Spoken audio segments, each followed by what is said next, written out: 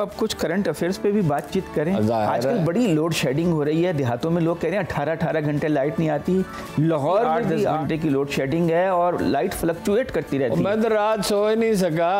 अच्छा, बिजली आती थी, बिजली जाती थी। तो होटल में थे, वहाँ भी लाइट जाती। बिजली आ रही थी, बिजली जा रही थी, बिजली आ रही थी। बड़ी आवारा हो गई है बिजली। अच्छा, आती जाती रहती है। वो जब आवारा हुकूमतें होंगी तो बिजली भी आवारा होगी ना। वो तो देखिए ना, बात ये है कि इस वक्त बड़ी सख्ती और पाबंदियाँ हैं और नाम तक लिया नहीं जा सकता, वरना जितनी महंगाई है और बिजली की जो लोड शेडिंग है और जो 6 महीने इसहाक डार साहब ने ज़ाय किए, अगर तहरीक इंसाफ 8 महीने ज़ाय किए और उसमें डॉलर की कीमत में इतना इजाफा हुआ और आम आदमी पे इतना बोझ पड़ा और इंडस्ट्रीज बुरी तरह बर्बाद हुई कि अगर तहरीक इंसाफ को काम करने की आज़ादी होती तो इनको उठा के फेंक देते चंद हफ्तों। तो वो 30,000 यूनिट बिजली चाहिए और 22,000 पैदा हो रही। जब इनकी बातें सुने तो ऐसा लगता है कि बिजली के मंसूबे में तो पाकिस्तान अमेरिका से भी आ गया है। भाई सादा से दादोशुमार हैं। वो उसके चेयरमैन ने जाके सेनेट को बताया, पैमरा के पैमरा की नहीं, सॉरी वो ओगरा या वो जो नेपरा नेपरा के सॉरी नेपरा के 20,000 यूनिट बिजली हम पैदा कर रहे हैं और 30,000 की डिमांड है। 30,000 की डिमांड है। और जो बात नहीं बताई और गालबन उन्होंने पूछी या नहीं पूछी, वो ये है कि 25% तो चोरी होती है। यानी 5 लाइन लॉसेस बहुत ज्यादा हैं, अदम अदायगी बहुत है। लाइन लॉसेस बहुत ज्यादा नहीं है, चोरी बहुत ज्यादा। अच्छा, असल में ज़र मुबादला नहीं है 5% होता है कि गैस खरीदें। मुबादला नहीं है। ईरान के साथ गैस का कॉन्ट्रैक्ट है जो मैं बारहा अर्ज किया है। अगर 3 महीने 4 महीने की लॉबिंग की जाए तो इराक को उन्होंने इजाजत दी है, हाँ, तो हमें क्यों इजाजत नहीं देंगे? तो लेकिन डरे सहमे हुए लोग। और ये है कि देखें ना, उससे ज़राअत मुतासर हो रही है, उससे इंडस्ट्री बहुत बुरी तरह मुतासर हो रही है। और टेक्सटाइल इंडस्ट्री का तो ये आलम है कि मशीनें लोहे के भाव बिक रही हैं। ये तो कहते थे कि पिछली हुकूमत नालायक है, ना तजर्बेकार थी, अब ये तो लायक हैं। तो ये लोग जाने वाले नालायक होते हैं और आने वाले लायक होते हैं। जब ये चले जाएंगे, परसों वो कह रहे थे, आपने वज़ीर-ए-आज़म से फरमा रहे थे, आपने ये बस 14-15 महीने में कोई स्कैंडल सुना, कोई करप्शन का वाक़या हुआ? तो मैंने कहा अगर मैं वहाँ होता प्रेस कॉन्फ्रेंस में, मैं उनसे कहता वो करप्शन के वाक़या तो आपके जाने के बाद मंजर आम पे आएंगे ना, जब होते हैं तो कोई नहीं आते। अच्छा हारून साहब, अब मसला ये है कि इतनी लोड शेडिंग है, इंडस्ट्री बंद है। कहने लगे कि आप एक परचम में काम करो, उसकी सर्कुलेशन कितनी है? मैंने कहा सरकार सेंसर लगा के आप सर्कुलेशन पूछ रहे हैं, ज़रा सेंसर उठाएं तो फिर आपको बताएं सर्कुलेशन। तो अब ये आपका ख्याल है कि मीडिया पे खुली आज़ादी हो तो पता चलेगा? आज़ादी हो, ठीक है, मीडिया के भी इसमें गलती है। मीडिया ने भी जब आज़ादी मिली उसको मिसयूज़ किया। लेकिन आज़ादी हो, जिम्मेदारी के साथ काम करें तो हक़ाइक़ सामने है। भाई दुनिया में कायद-ए-आज़म भी इस पर इसरार करते। कायद-ए-आज़म ने एक दफ़ा एक ऐसे अखबार रमीज़ को खाने पे बुलाया जो हमेशा उन पर तनकीद करता था। वो हैरत ज़दा रह गया। उसने किताब लिखी है, वो पारसी था, मुसलमान हो गया और उसकी ऑटोबायोग्राफी का नाम बड़ा दिलचस्प है, देन कम्स हज़रत अली। ख्वाब में जनाब अली करमल्लाहु वजहू को देखा, मुसलमान हो गया। तो उसने हैरत से पूछा कि मुझे क्यों बुलाया? तो उन्होंने कहा इसलिए कि मैं जानता हूँ कि तुम एक दयानतदार आदमी हो, तुम्हारी राय मुख्तलिफ है।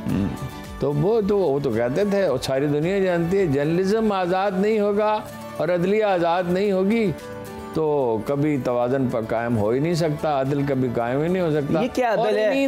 दोनों अदारों ये कैसा अदल है? पहले कहते थे नैब कानून जो है काला है, 14 रोज़ से ज़्यादा जिस्मानी रिमांड नहीं होना चाहिए। इन्होंने तरमीम करके 32 तरमीम करके अपने केसेस ख़त्म करा लिए, 14 दिन का रिमांड कर दिया, अब फिर तरमीम करके उसे 30 दिन कर दिया। ये क्यों कर? इसलिए कि पर्सन स्पेसिफिक है ना।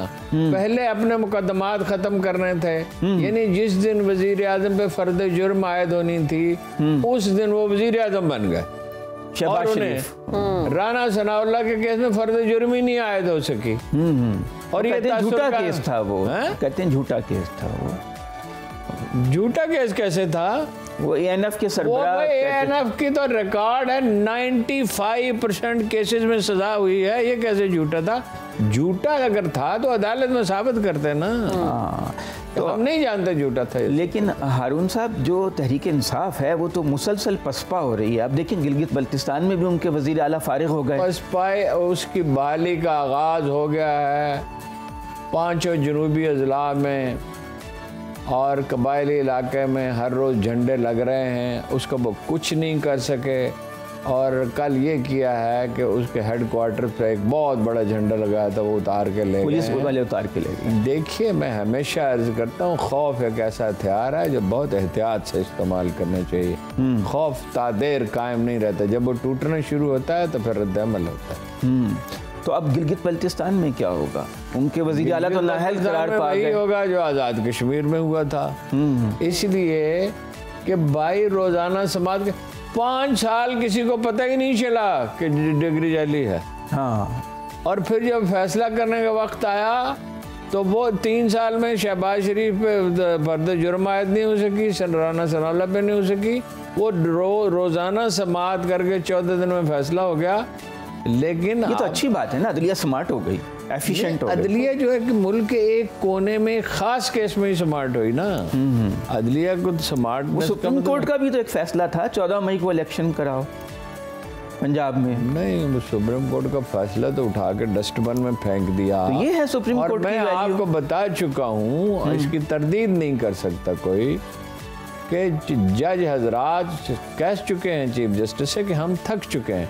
भाई 1 लाख का मजमा खड़ा या 10,000 का मजमा खड़ा जजों को गालियां दे रहा है और उन्हें जानबदार साबित कर रहा है। तो अदलिया क्या, 2 अदारे होते हैं जो हुकूमत की मदद कर सकते हैं। अदलिया तो खैर सबसे अहम तो अदलिया है और मीडिया है। मीडिया को भी आपने क्रश कर दिया और अब सोशल मीडिया पे क्रैकडाउन होने वाला है। और अदलिया को आपने डिस्क्रेडिट करने के लिए ऐसी मुहिम चलाई कि जमहूरियत की, आईनी जमहूरियत की 200-250 साल तारीख में इसकी कोई दूसरी मिसाल।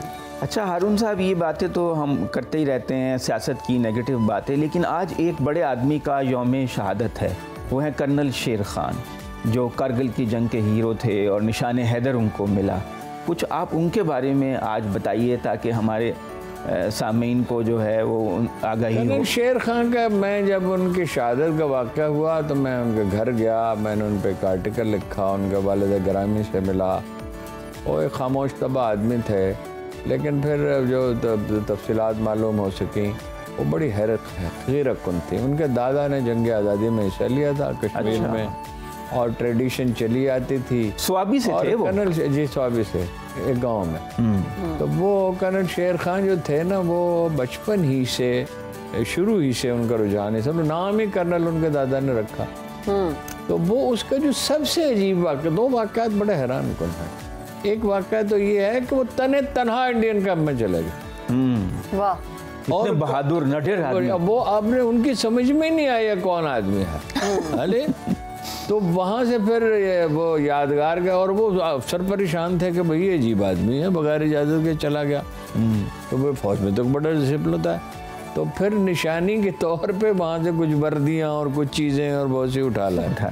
और दूसरा ये, जब उनकी शहादत हुई तो खुद इंडियन आर्मी ने बहुत खराज पैसे, जनरल क्या थे, कर्नल थे, ब्रिगेडियर थे, बाजवा जो थे जी अपना इंडियन आर्मी के, तो उन्होंने उनकी जेब में वो एक जस्दे खाकी में वो लिखा कि ऐसा अफसर मैंने नहीं देखा। और वो जो लोग आई विटनेस हैं वो बताते हैं कि इस तरह उन्होंने क़यादत की।